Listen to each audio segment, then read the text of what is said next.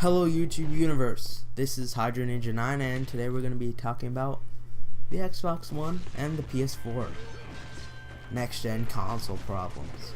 So the Xbox One did a whole 180 spin, and now there is no DRM, so they tell you. And PS4 does not have DRM either, so they tell you. You guys really need to look into this a bit more than what you're doing right now. You can't trust these companies to just go and adhere to their promises. You really can't. There are ways. I believe Sony has a system set in place for publishers to have always online DRM, to have DRM on used games. I believe that both of the console manufacturers do. Because if one has it, the other one has it.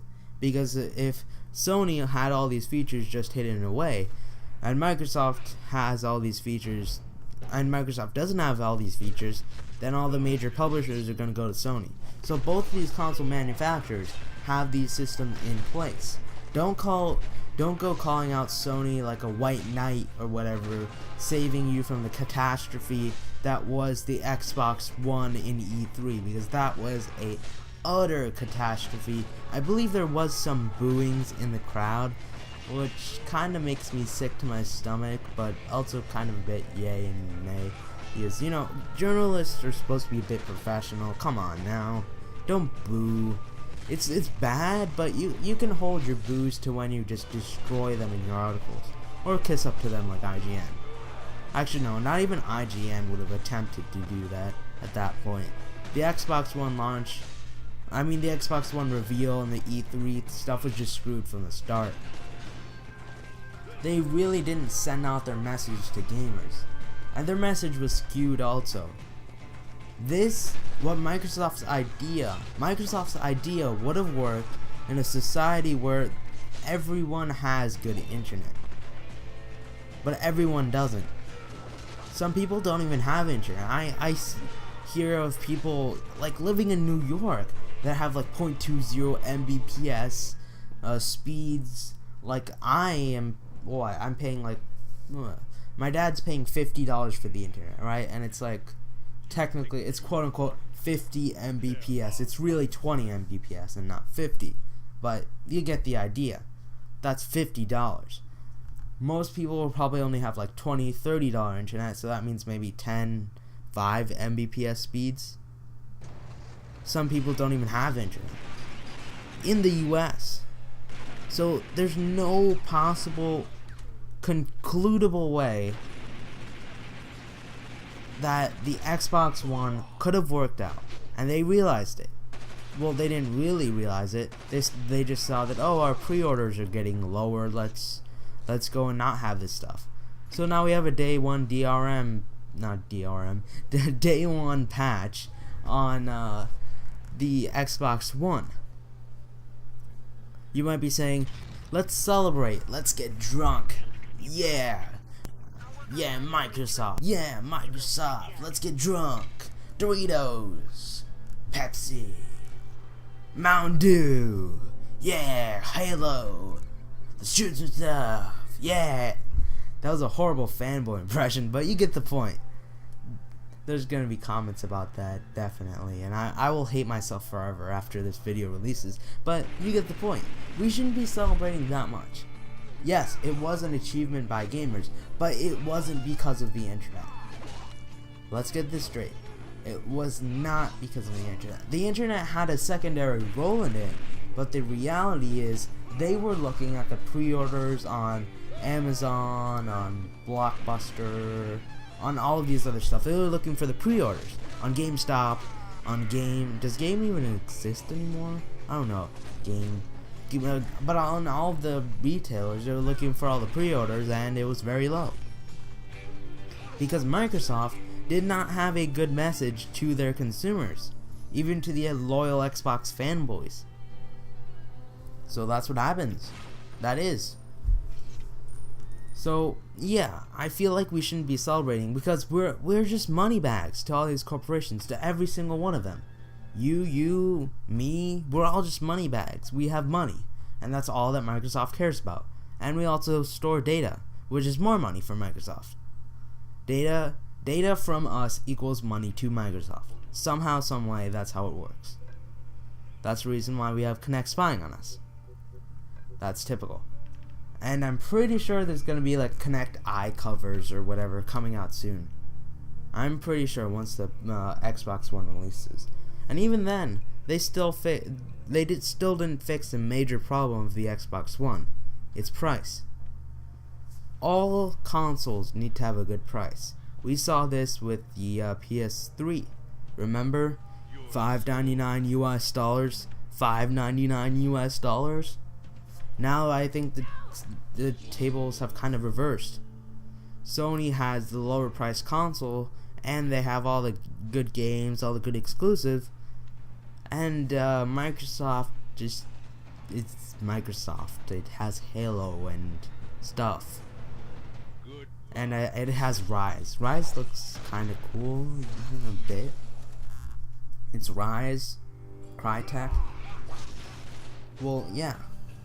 Now let's talk about the future. That's right, the future. The future.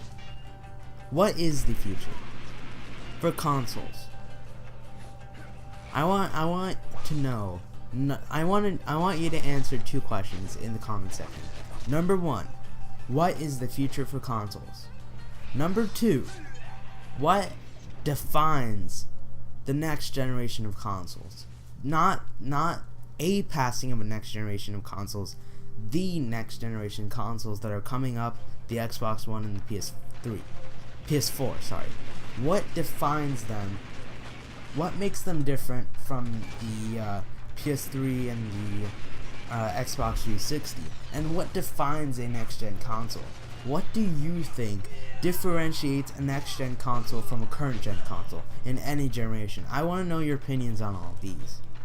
Because, let me just start by answering these. My opinion is, I feel, especially with these next-gen consoles, I feel like there's no difference. There really isn't. Of course, there's going to be a difference in graphics, but gameplay-wise, unless if there's a major upturn in the industry, which I predict will happen within the next 5 to 7 years, when they actually start mastering the console and they actually start really using the console and its capabilities. I think that's when we're gonna see an upturn downturn. We're gonna see a crash. I'm gonna be honest here. We're gonna see a crash, and where game publishers realize they can't have the best graphics anymore, because the best graphics will cost more money. We're gonna kind of see this point where the industry is shaking. It's not gonna be clear on what will happen to the games industry. It's not too big to fail. It really isn't. It could fail right now for all we know. It won't, but it could.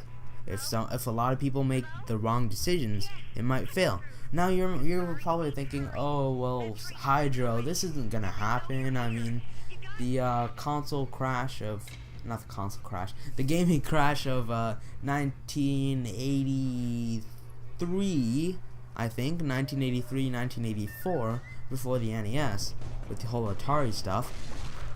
That crash, that happened, and now we hope that Hydro, we know that game publishers, they realize that they won't do the same mistakes, right, you know? Well, they're not going to do the same mistakes. They're going to do different mistakes. They're going to spend too much on manufacturing games instead of making too many games for them to sell.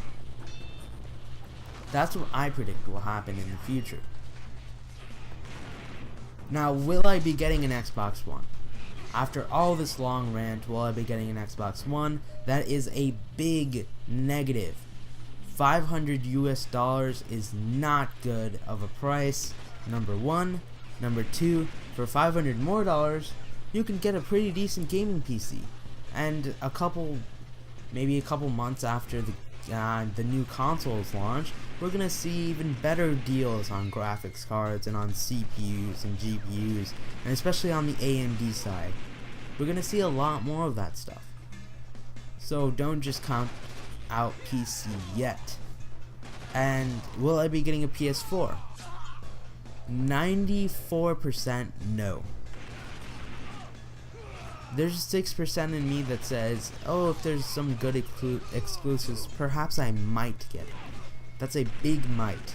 But I don't think I'll be getting any consoles this generation, I mean next generation, besides for the Wii U, which is a next gen console. Now, I mentioned something in my vocal live stream that I think will be another heavy hitter. I kind of did the same thing in vocal live stream. I just kind of went on a rant about this, but I thought I might do a bit more organized, just slightly bit more organized here on YouTube. Now, I mentioned that within 20 to 30 years, I don't expect to see consoles anymore. Now, this is gonna get me killed by most of the gaming community. They're gonna be like, where would consoles go? Where would this go? Where would that go? Well, it's gonna be like the PC. People still use it. People still make desktops. People make a lot of desktops. But it's becoming more and more niche. That's what consoles will go back to. Because mobile gaming, like I said, within 5 to 10 years, we will reach the point where graphics can't go any further. And unless if consoles find a way, either by virtual reality or by, you know, having touchscreens or whatever, some kind of innovation to prevent themselves from being taken over by the immense amount of mobile gaming like iOS gaming, we might see a point where they're almost exactly the same in terms of graphics. Obviously the games are going to be different, but I feel like I won't see consoles the way they are anymore. I feel like consoles will just, I don't think they will disappear, but I don't think that there is a chance for them surviving in the next 20 to 30 years. Like after 20 to 30 years, when I'm my dad's age, I don't expect that to happen. Because I don't think that the gaming industry right now is setting themselves up for a point for continuing to innovate in terms of games. I don't see that happening. Besides indie games, I feel like independent games really will keep this industry alive during that gaming crash I mentioned. Independent games will get more and more popular, definitely, because AA games will become less and less good. Well, anyway, this is kind of just an unstructured rant here or there. The game that I'm putting on the screen is Red Steel 2. I hope you like it.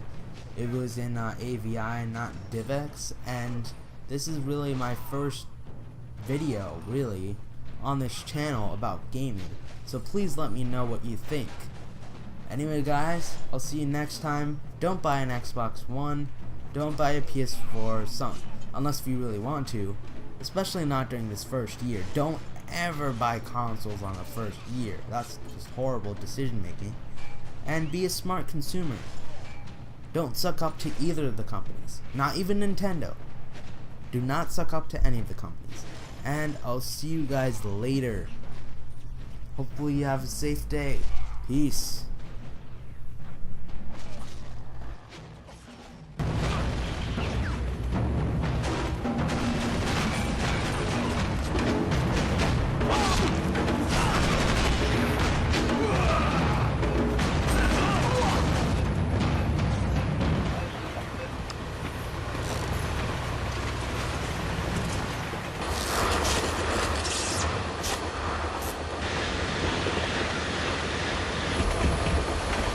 This is your stuff.